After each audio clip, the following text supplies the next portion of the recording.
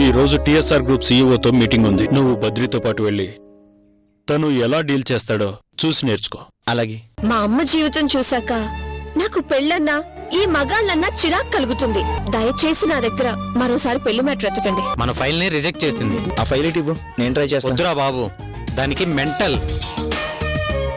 నాకు mental treatment బాగా తెలుసు. ఆ ఫైల్ ఇవ్వు. ఇదిగో ఫైల్, సంతకం చేసింది.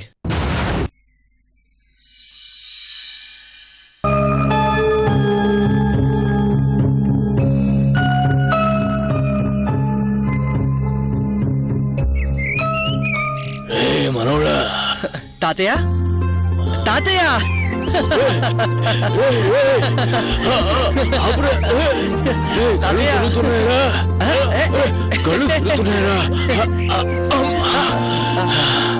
ఏమిట్రా ఇది? నీతో నేను పోటీ పడగలనా? ఏంటి తాతయ్య ఇప్పుడే వచ్చేది? అసలు నేను గుర్తున్నానా? అదే మాట నేను అడుగుతున్నారా. ఒక మాట చెప్పు, నేను అసలు నీకు గుర్తున్నానా? ఒక్కసారైనా నువ్వు నా కోసం వచ్చావారా? ఎప్పుడు చూసినా నేను నీ కోసం రావడమే కానీ నువ్వు వచ్చావా హైదరాబాద్కి? వాడికి పోలీస్ స్టేషన్లకి జైళ్లకి తిరగడానికే టైం సరిపోదన్నయ్యా. ఇక నీకోసం హైదరాబాద్ ఏమొస్తాడు? ఓయ్ ముసలి, నోరెత్తావంటే తలకాయ పగలగొడతాను. నోరెత్తావంటే కత్తి పీటతో నరుకుతా. ఏమిట్రా ఇది? ఇదంతా మాకు మామూలే గాని తాతయ్య. ఇంతకీ నీ లగేజ్ ఎక్కడా? అక్కడే ఉంది. అక్కడ అంటే ముందు అక్కడికెళ్ళి ఇక్కడికి వస్తున్నావా? ఇప్పుడు అర్థమైందా తాతయ్య నేనెందుకు నీకోసం రావట్లేదో? ఎంతైనా నీకు నీ కూతురు తర్వాతేగా నేను. గోపాలకృష్ణ, నా కూతురైతే నీ కన్న తల్లి కాదు. తాత, నీకు ఎన్నోసార్లు చెప్పాను, ఇప్పుడు మళ్ళీ చెప్తున్నాను. దయచేసి ఆవిడ గారిని నా కన్న తల్లి అని మాత్రం అనొద్దు. అంటే తప్పేమిట్రా? తప్పేమిటి? ఇలా ఎంతకాలం కక్ష సాధిస్తావు? అరే, అసలు నువ్వు మీ అమ్మ మీద ఎందుకు గొడవలు పడుతున్నావు అదేనా తెలుసా నీకు? ఎందుకా? తన వల్లే మా అమ్మ గౌరీ, మా నాన్న రఘు ఇల్లు వదిలి వెళ్ళిపోయారు. నన్ను చిన్నప్పుడే జైలుకు పంపించింది. ఇవి చాలా ఇంకా చెప్పాలా? అసలు ఏం జరిగిందో తెలుసుకోకుండా నాకేం చెప్పాల్సిన అవసరం లేదు, నాకంతా తెలుసు. నీ తలకై నీకేం తెలీదురా? ఏమీ తెలీదు. అయినా మీ అమ్మంత మంచి మనిషి ఈ ప్రపంచంలో ఇంకెవ్వరు ఉండర్రా. ఇదిగో చూడు, వెళ్ళిపోయిన గౌరీ నా కూతురు. నేనే చెప్తున్నాను కదా, గౌరీ వెళ్ళిపోవడానికి మీ అమ్మకి ఏ సంబంధం లేదు. ఈ ముక్క నాకు ఊహ తెలిసినప్పటి నుంచి చెప్తున్నావు. నేను నమ్మేనా? నమ్మను. ఎందుకంటే అది అబద్ధం కాబట్టి. అది కాదురా నాన్న. చూడు తాతయ్య, నువ్వంటే నాకిష్టం. నువ్వు ఎప్పుడొచ్చినా నా కోసం రావచ్చు, నేను నీకోసం వస్తాను. నీకు కోపం వస్తే 2 తిట్టు, ఇంకా కోపం వస్తే కొట్టు, పడతాను. అంతేకాని ఆవిడ విషయం మాత్రం నా దగ్గర ఎత్తకు తాతయ్య. తాత, నా మాట వినరా. నా మాట నేనే వినను తాతయ్య. వినొద్దురా, వినొద్దు. మీరు ఎవరు మాట వినొద్దు. మీ మంత్రాన్ని మీరు అలాగే నిలబెట్టుకోండి. ఇటు నువ్వు అటు ఉష ఇద్దరూ కలిసి నా కూతుర్ని వేధించుకు తినండి. మారాలి అనుకునే వాళ్ళకి చెప్పగలం కానీ ఎందుకు మారాలి అనుకునే మీలాంటి వాళ్ళకి ఏం చెప్పగలం? ఎక్కడి తాతయ్య? ఆగు. వదలరా. నీకే అంత పంతం ఉంటే నేను నీ తాతని, నాకెంత పౌరుషం ఉండాలి. నువ్వు నీలా ఉండు, నేను నా అలా ఉంటాను. వస్తానమ్మా.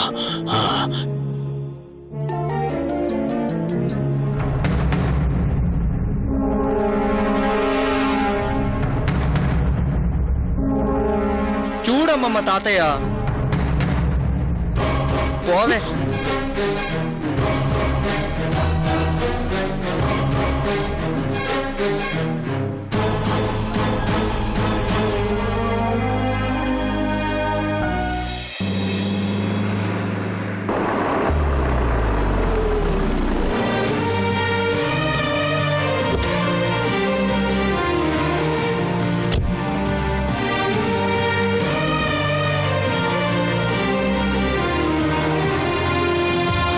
సార్ సార్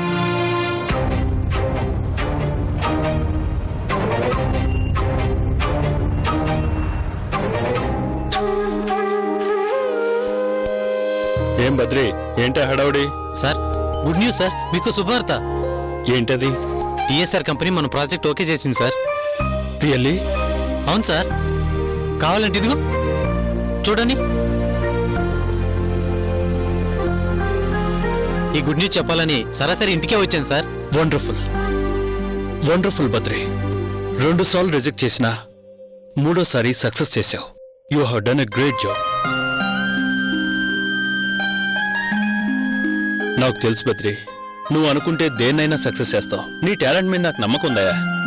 లేదు సార్, ఈ గొప్పతనం నాదిగా సార్, మన సంజయ్ది. సంజయ్దా? అవును సార్, ఫస్ట్ నేను వెళ్తే ఫైల్ ఇసిరి కొట్టింది ఆ సీఈఓ కల్పన.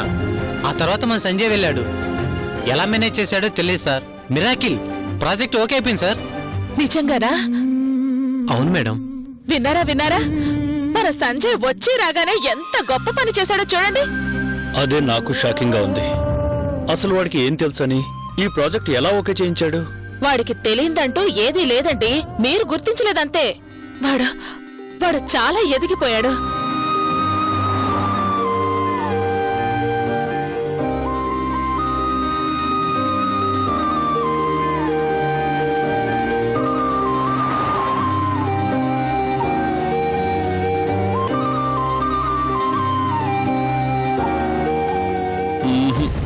అసలు వాడికి ఏం తెలియదు స్నేహ. ఇదిగో మన బద్రి దగ్గరే వాడిని వర్క్ నేర్చుకోమని చెప్పాను. నాకు తెలిసి వీడెళ్ళి మీ నాన్నగారి పేరు చెప్పుంటాడు. ఆయన పేరు చెప్పగానే ఆయన మీదున్న గౌరవంతో కంపెనీకి ఉన్న రెప్యుటేషన్ దృష్టిలో ఉంచుకొని సంతకం పెట్టుంటుంది, అంతే. సారీ సార్, ఫస్ట్ నేను వెళ్ళింది కంపెనీ పేరు చెప్పుకునే సార్. సంతకం చేసే మనిషి అయితే అప్పుడే చేయాలి, రిజెక్ట్ ఎందుకు చేస్తుంది? విన్నారా? వాడి గొప్పతనం లోకమంతా గుర్తించినా మీరు మాత్రం గుర్తించరు. ఏం చేస్తాం? పెరటి చెట్టు వైద్యానికి పనికిరాదంటే ఇదే.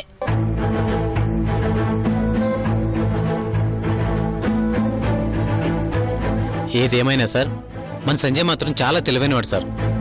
ఎంత టాలెంటెడ్ పర్సన్ కాకపోతే ఆ సీఈఓని ఒప్పించాడు. ఆ, పైగా ఆవిడ మెంటల్ మనిషిని పేరుంది. అలాంటిది ఆవిడని ఒప్పించి సంతకం చేయించాడు.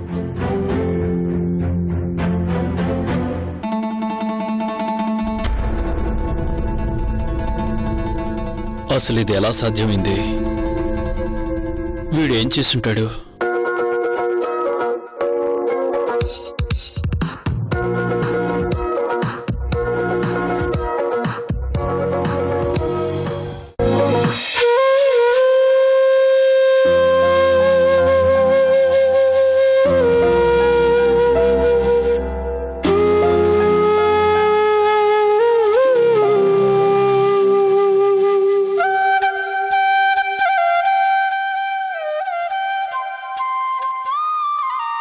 భగవంతుడా, ఎందుకు నా కూతురికింత పెద్ద శిక్ష వేశావు?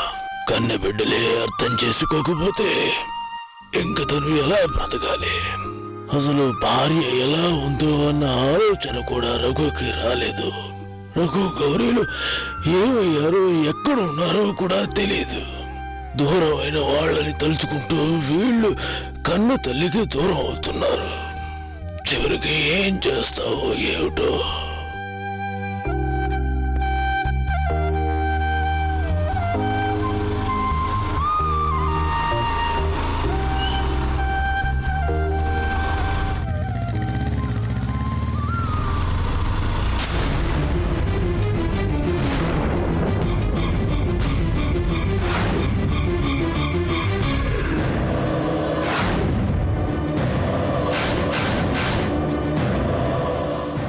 అయ్యో తాతయ్య, మీరా?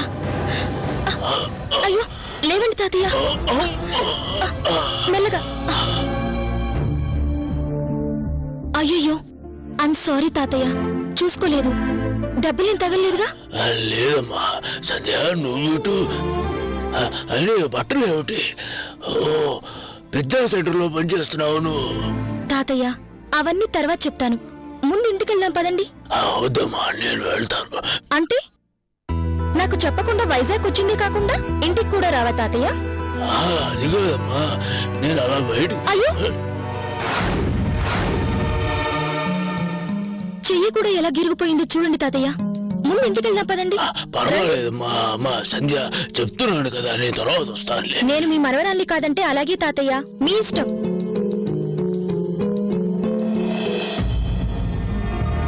సర్లే, నీ ఇష్టం. రండి.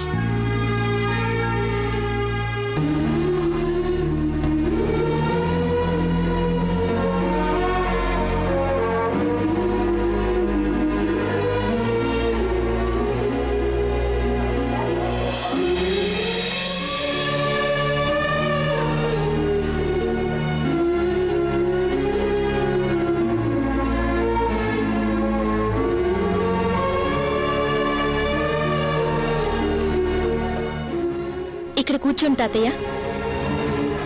ఇప్పుడే వస్తాను.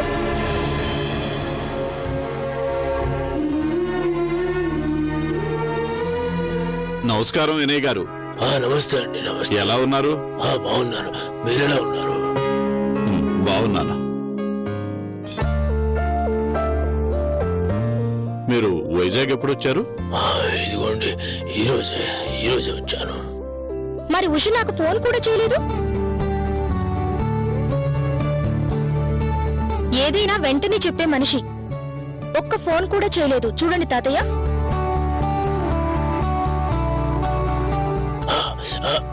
పర్వాలేదమ్మా, తగ్గిపోతుందిలే.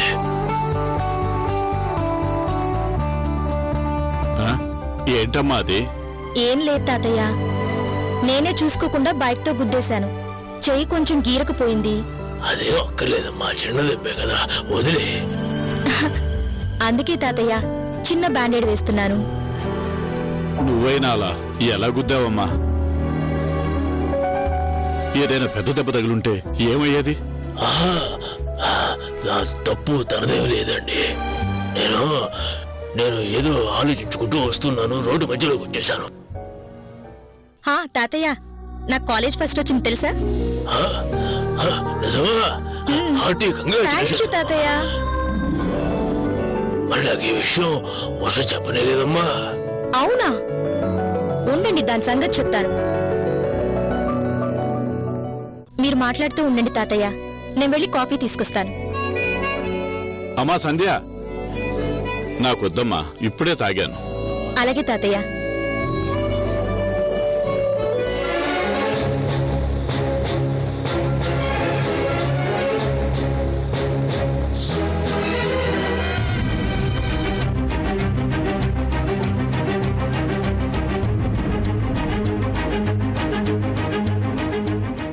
అవునండి, సంధ్య పిజ్జా సెంటర్ లో పనిచేస్తోందా?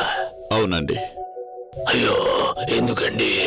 చక్కగా చదువుకోవాల్సిన వయసులో ఈ పనులవి తనకు ఎందుకు చెప్పండి? మీ అమ్మాయి గారి దయ వల్ల ఇంతవరకు చదువుకుంటూ వచ్చింది. అప్పటికి రేఖమ్మ తల్లి వద్దు అని చెప్తూనే ఉంది. కానీ మాకు కొంచెం ఇబ్బందిగా ఉంది. ఇబ్బందా? ఇబ్బంది ఎందుకండి? డబ్బుల కోసమే కదా. ఏమండి, మా ఉష వేరు, సంధ్య వేరు కాదండి. ఈ అభిమానంతోనే నా మనవరాలికి 4 అక్షరం ముక్కలు అబ్బాయి.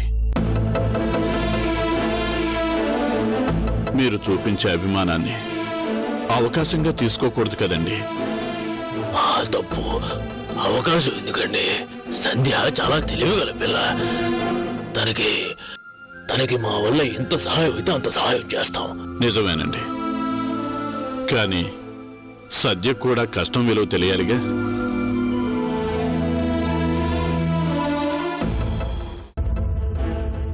అందుకే తను బయటికి వెళ్లి సంపాదిస్తాను అంటే సరే అన్నాను. డబ్బు సంపాదించడం ఎంత కష్టమో తెలిస్తే మనిషికి జీవితం విలువ అంత బాగా తెలుస్తుంది.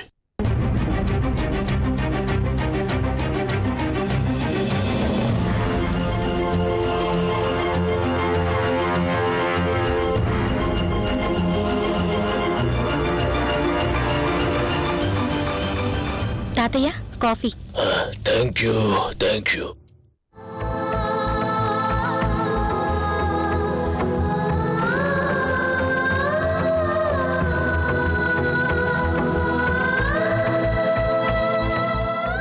బాగుందమ్మా.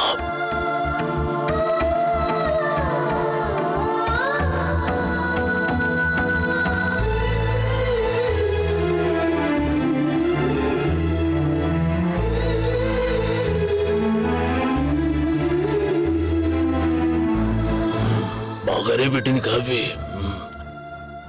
అమ్మా సంధ్య, నేను చెప్తుంటే మీ తాతయ్య వినడం లేదు, కానీ నువ్వైనా అర్థం చేసుకుంటావు. నీతో చెప్తున్నాను, ఆడపిల్లవి ఈ పల్లెని నీకెందుకు చెప్పమ్మా. నా మాట విను, వదిలే, అర్థం చేసుకో. లేదు తాతయ్య, ఇది నా డెసిషనే. నేనే కావాలని చేస్తున్నాను. ఏమోనమ్మా, నాకైతే ఏమీ నచ్చడం లేదు. ఎందుకు చేస్తున్నావు?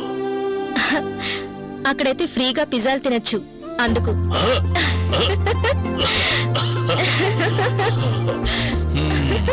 భలే సమాధానం చెప్పింది.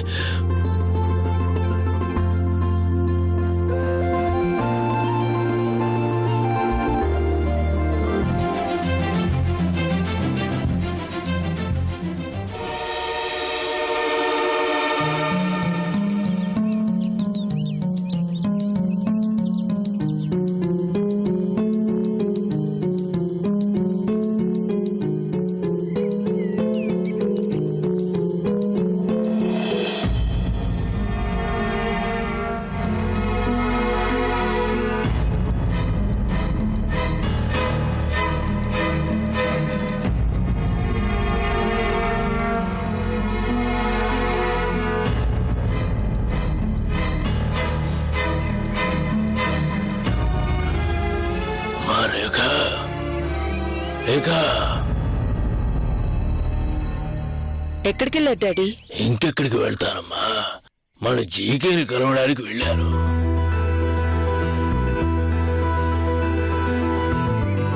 వెళ్ళారా? మాట్లాడా? మిమ్మల్ని పలకరించాడా? ఏమన్నాడు?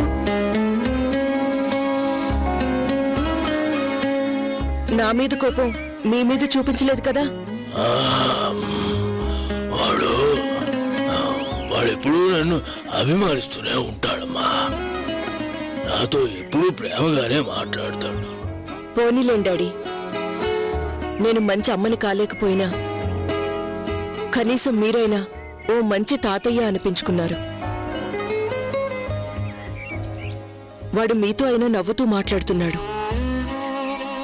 నాకదే సంతోషం. అమ్మా రేఖ, వాడు దుర్మార్గుడు కాదమ్మా, కేవలం మొండివాడు అంతే. వాడు నీ మీద లేనిపోని అపోహలు అనుమానాలు పెంచుకున్నాడు. వాడికి నీ మీద ఉన్న అపోహలన్నీ తొలగిస్తే వాడు నిన్ను ఖచ్చితంగా ప్రేమిస్తాడు.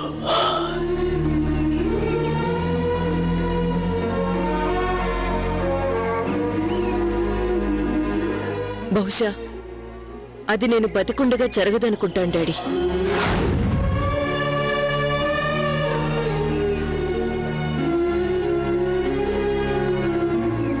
నేను ఒకందుకు వాణ్ణి జైలుకు పంపిస్తే అది ఇంకోలా దారితీసింది. నా మీద విపరీతమైన శత్రుత్వం పెంచుకున్నాడు. నాతో మాట్లాడు, ఇంటికి రాడు. వాడికి ఏదైనా ఉద్యోగం ఇప్పిస్తే ఎక్కడా చేయడు. వాడు చేసి పనులు మంచి పనులే, కానీ వాడు ఎంచుకునే విధానాలే కరెక్ట్ కాదు.